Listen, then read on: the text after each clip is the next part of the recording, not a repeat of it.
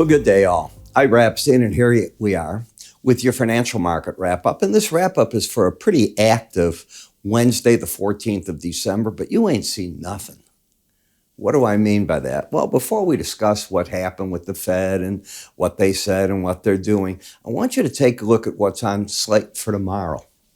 Jobless claims, the New York Empire Manufacturing Survey, advanced retail sales, Philly Fed, U.S. advanced retail sales there. I think I have that twice. My mistake. Federal Reserve industrial production, October business inventories. Then we get the energy. We're going to put the natural gas numbers. The Bank of England first thing in the morning with their monetary policy. Central Bank first thing in the morning with their monetary policies. Both are expected to go up 50 points, by the way. What did our Fed do? We went up 50 basis points, and the Fed very clearly signaled through the dot plot. I told you how important that would be, that they are looking for rates to go up to 5.25% possibly by year end. They are not looking for pivots to the downside. There are 7 members that of the 19 that wanted to see higher rates than what we're getting on this vote. But it was a unanimous vote to go with the 50 basis point. Okay. But that just tells you there's hawks there. And I realize everybody's saying, the Fed can't do this, they can't do that. Their problem is, as the Fed chair said today, they have a labor problem that keeps causing inflation. They're missing 4 million workers. Exactly why the Fed couldn't give the full answer. They figure 500,000 people died in the COVID. Then 3.5 million, my age group, other groups, retiring because they have enough money to retire. And they just said, the heck with it in this COVID environment. And that puts you at a real problem area because employers that might want to let people go can't. They're petrified. If business picks up, how do I go get somebody? The training time, can you even get anybody to appear? What kind of person will it be? You've got all these different questions. And while the tech companies are letting people go, you can't get enough nurses, all the other things that you need, and that's the problem. Then you have, because of the tight market, this according to the Fed, the spiral. Wages keep going up. Well, as wages keep going up, people get more money in their pocket. They get more money in the pocket. What do you think they do? They spend. Spending's inflationary. It's causing demand for goods. You're in the spiral. The Fed as much as said that. So where does this all go? I don't know. Then you get to the point where all the euphoria for 2023, the question comes, what are they going to do with share prices? You know, when you look at the S&P, you get if you break it all down, you're about $220. Is it going to go to 200? Well, 200 times the amount of stocks you have there, and you're back to a 3,000 number or so, as some analysts are saying. Other analysts saying, no, that's not going to happen. This market can live with inflation. It can do better, and you're going to 4,500 next year, all the way up in the stock indices. I don't know. But I don't think we have to figure this out going into the 2 shortest weeks of the year, right? This is the last full week of trading. You have a 4-day week next week. You have a 4-day week after that. Then you approach the market looking to see where you're at. Don't force the issue. Don't be in front of of all those reports. Do yourself a favor. If you're going to come into the markets, a lot of those reports are done by 7:38 in the morning. Then you take another look at the marketplace. Got it? Okay, you don't have to agree with me, but it's my advice. So when we look at the S&P for the week, it's up 1.78%. Okay, that's a pretty good gain. It's not able to get back under this 3,900 level so far. That's pretty far away, by the way, so I don't think it's going to right away. The chart pattern's not the prettiest, you can see right here. But when you put on the swing line, it's not so bad either. You have higher lows, you have higher highs, you had a spike high. We know where that carried. You went to the 200-day average, and then you went to the Bollinger Band, and those combinations threw you right back. But you didn't break the trend.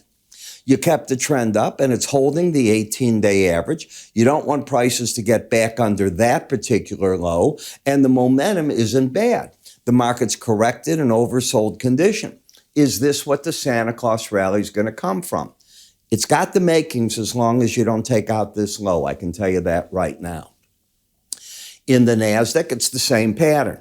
We got up yesterday, hit the 100-day average instead of the 200, the upper band, and bang. Today, you fall all the way back to the 18-day average. You may not have taken my enhanced Bollinger Band course. Shame on you. Shame on you.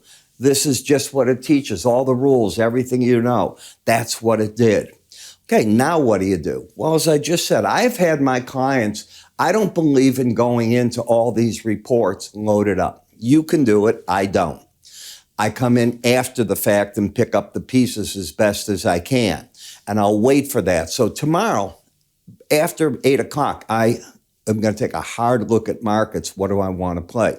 By then, I've got all the central banks basically out of the way. The other reports, there's a lot of them, but they're they're the fluff after a day like today. So let's see where we end up. When I come over to the Dow, you went to the Bollinger Band and right back down to the 18-day average today. Come on. If you got out there, you're sitting like I am and you're going, okay, what next?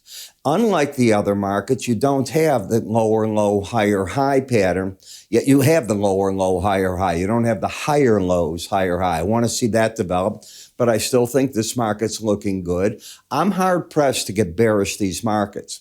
I'm looking for the upside. And just like in the Dow, you have that pattern of a lower low, higher high. This is the weakest of the stock indices. Now, one of you wrote, and I'm glad you did it. One of you told me you did go short up here in the VIX and you covered your short and you had a great day.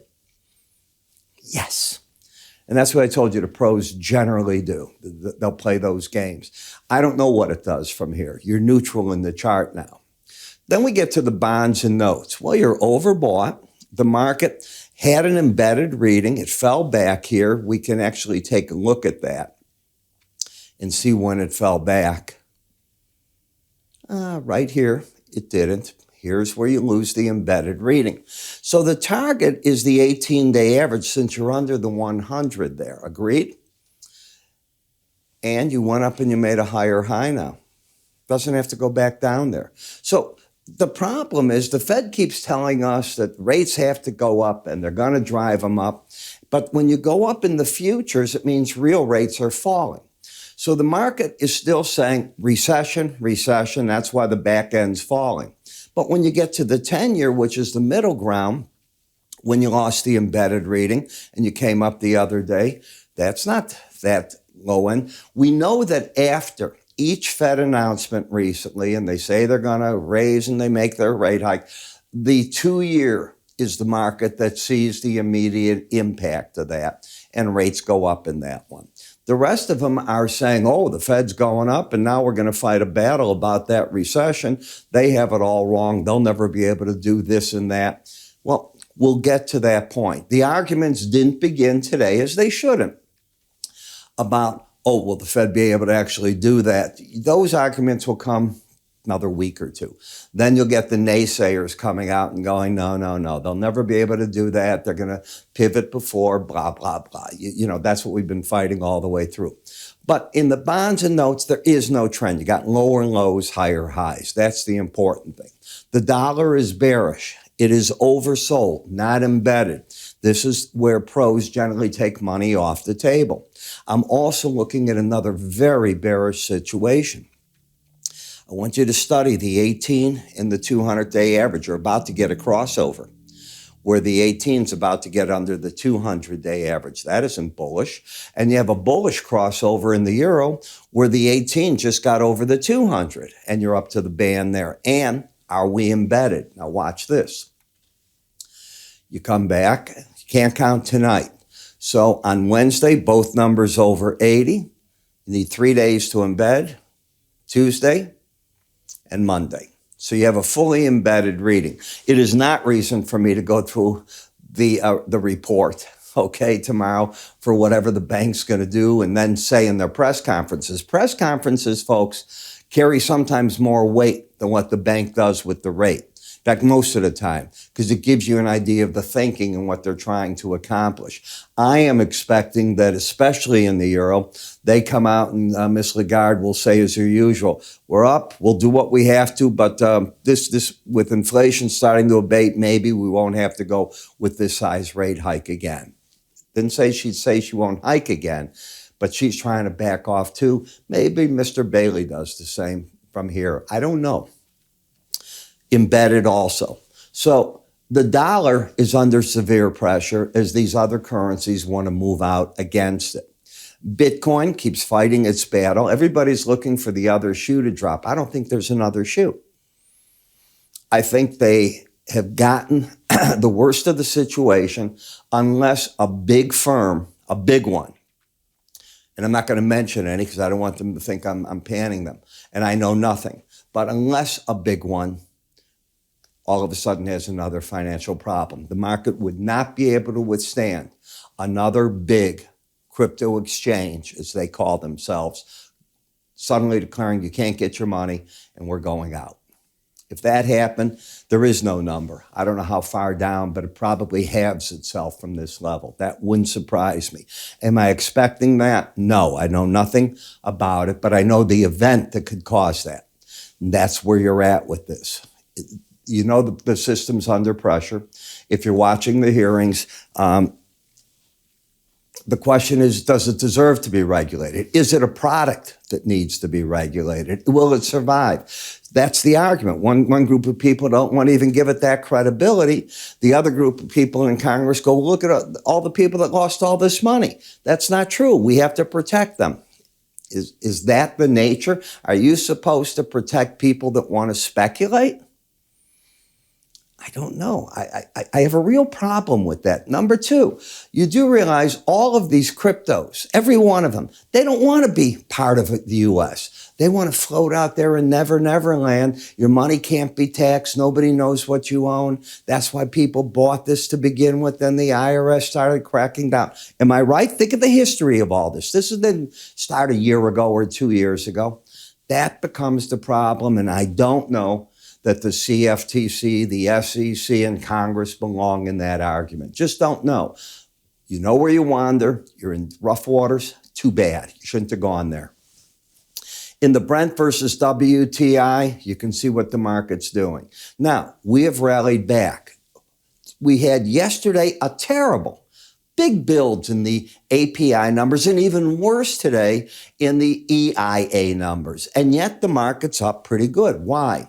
Well, the IAE, okay, they have all these letters. They're the Paris-based energy source. They said Russia's going to stop producing as much oil. They're going to drop 2 million barrels a day. They said you can forget what OPEC told you, that they were dropping 2 million barrels. They said, first off, most of the members that aren't the big four can't meet their quotas.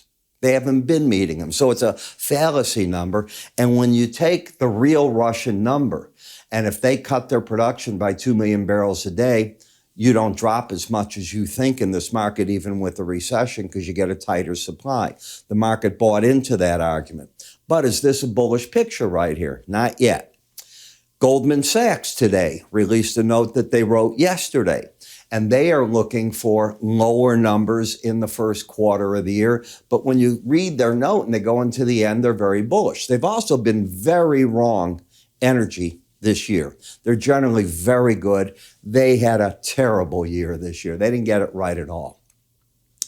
Same thing in WTI. I mean, this is a rally back in a market that has still got a pattern of lower highs, lower lows, corrected and oversold condition. There's nothing bullish on these charts. Now you're into the key resistance in the Feb heating oil. Now you're pushing up against the 100, 200-day averages. This is where the resistance is probably going to show itself. And in nat gas, you fell back, even with this cold weather. We just got our weather situation for Chicago coming for next week. From next week, maybe to the end of the year, we're going to be well below normal. Freeze, Arctic blast coming through the Midwest for days, not a day or two. Well, market's not showing that. And you know what we get moves east.